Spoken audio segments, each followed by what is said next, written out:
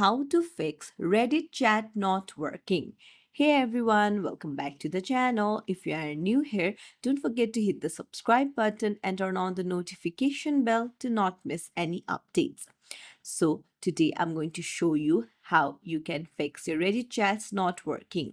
So it must be because there are glitches and cache on your Reddit app. For that, you'll need to go to the settings and then scroll down, tap on apps, and then here on the search bar on the top right, search for Reddit, tap on it, and then scroll down, go to storage, and here you'll find the clear data and clear cache option. You can just tap on it, and then I'm pretty sure that your Reddit will be refreshed.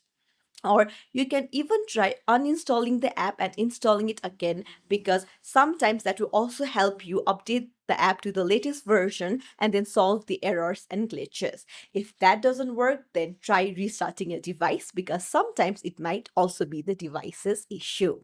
And that's it. I hope one of the solution helps you. If you found this tutorial helpful, don't forget to like and subscribe to our channel for more helpful tips and tricks. Thank you for watching.